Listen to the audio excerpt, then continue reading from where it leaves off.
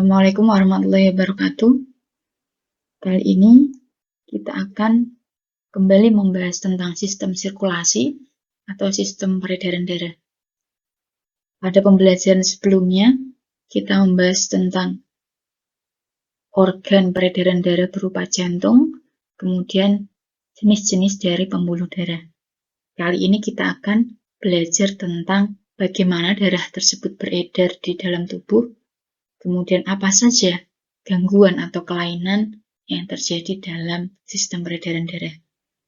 Langsung saja, peredaran darah pada manusia disebut sebagai peredaran darah tertutup. Kenapa? Karena darah tersebut beredar di dalam pembuluh darah. Kemudian, dalam peredaran darah manusia disebut juga peredaran darah ganda karena melewati jantung sebanyak 2 kali. Nah, dalam peredaran darah ganda tersebut muncullah yang dinamakan peredaran darah kecil dan juga peredaran darah besar. Hari ini kita akan membahas apa perbedaan dari peredaran darah kecil dan juga peredaran darah besar. Kali ini kita mulai dari peredaran darah kecil. Di sebelah kiri ada gambar berupa sistem peredaran darah. Kemudian kita mulai dari peredaran darah kecil terlebih dahulu. Peredaran darah kecil dimulai dari jantung, kemudian ke paru-paru, kemudian berakhir lagi di jantung. Kita coba lihat mulai dari bilik kanan. Bilik kanan di sini. Kemudian bagaimana peredaran darah kecil tersebut? Dimulai dari bilik kanan, kemudian jalan ke arteri pulmonalis. Berarti di sini ada 2 jalan. Arteri pulmonalis atau bisa juga ke sini lewat arteri pulmonalis. Kemudian setelah ke arteri pulmonalis, masuklah ke paru-paru. Begitupun yang satu, masuklah ke paru-paru. Setelah dari paru-paru, keluarlah lewat vena pulmonalis. Begitupun yang satu, setelah masuk ke paru-paru, keluarlah lewat vena pulmonalis. Dan akhirnya berakhir di serambi kiri. Sini juga akhirnya berakhir ke serambi kiri. Untuk peredaran darah kecil, dimulai dari jantung, yaitu bilik kanan lebih tepatnya, melewati paru-paru, kemudian berakhir juga di jantung, tepatnya di serambi kiri. Kemudian bagaimana untuk peredaran darah besar? Peredaran darah besar sama, dimulai dari jantung, kemudian berakhir di jantung.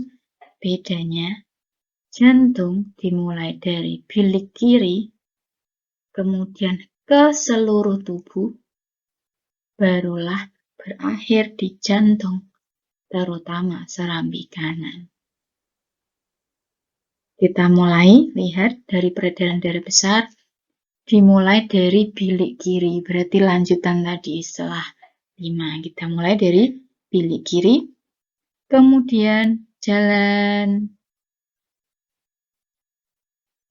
melewati aorta, kemudian ke seluruh tubuh, yaitu kapiler daerah perut dan kaki bagian bawah,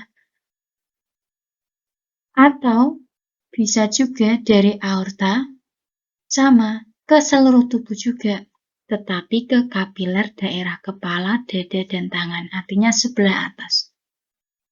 Setelah sama-sama ke tubuh, lewatlah vena cava. Ini juga sama, setelah sama-sama ke tubuh, lewatlah vena cava. Akhirnya berakhir di serambi kanan. Begitu pula yang ini, setelah lewat vena cava, berakhirlah di serambi kanan.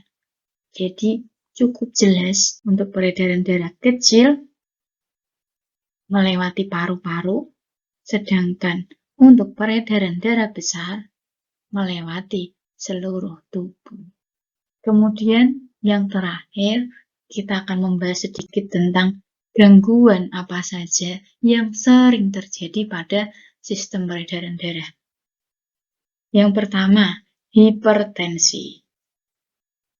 Hipertensi menyerang siapapun, entah itu muda, entah itu orang tua.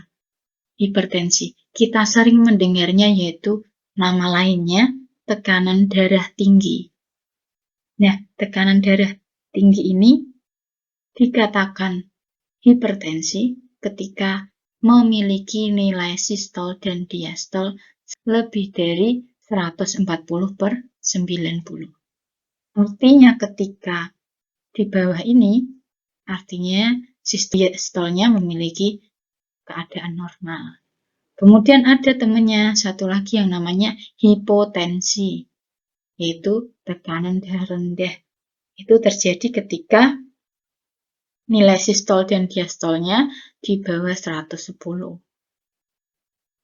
Kemudian yang kedua sering juga terjadi gagal jantung. Apa itu gagal jantung? Yaitu penyakit akibat penurunan kekuatan kontraksi otot jantung. Jadi jantung yang berkontraksi kekuatannya semakin menurun sehingga terjadilah yang namanya gagal jantung. Ini mengakibatkan volume peredaran darah di seluruh tubuh berkurang. Bagaimana gejala dari gagal jantung? Gejalanya itu biasanya sering cepat lelah, kemudian sesak nafas, dan jantungnya mengalami pembengkakan. Jadi saya rasa cukup dari pembelajaran sistem peredaran darah atau sistem sirkulasi. Kita akan kembali belajar yang lain berkaitan dengan sistem-sistem yang berada dalam tubuh yang lain. Saya kira cukup, semoga bermanfaat. Wassalamualaikum warahmatullahi wabarakatuh.